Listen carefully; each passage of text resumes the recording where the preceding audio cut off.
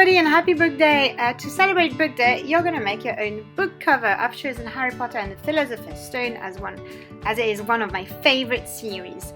Let's have a look at the original book cover. You can see there's the title nice and big and also the illustration that's going to tell us what the story is about and the name. First, you need to create a rectangle that's going to be your book cover. I've did it mine 5 by 7.5 inches to replicate that format of the Harry Potter book, and I'm just doing some guideline for the title. So I'm going to start by drawing the title.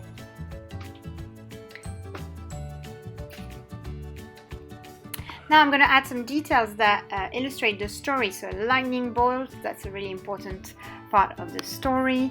I'm also going to add some letters because when Harry gets his letter to tell him that he's going to Hogwarts, that's a really important moment as well.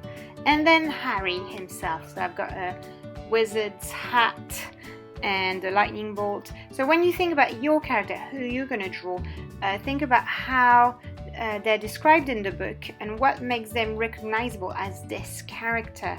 So whoever you're doing, try to draw them as they're described. Now I'm having like the scarf, the robes, and in that place I'm gonna add Hedwig with a letter as well. And that's my idea. Now please do your own idea and try to think how you can illustrate your favorite book. And now it's time for painting. So I'm going to start by the lightest color first. That's yellow, and I'm adding all the bits that are yellow, then red, all the details. Please let it dry in between each step, otherwise it's all going to blend if you're using watercolors. Otherwise, if you're using color pencils, then you don't have to worry about that. So I'm adding all the little details and I'm going darker and darker.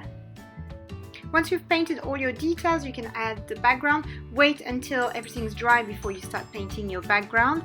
I'm going to use purple because it reminds me of magic.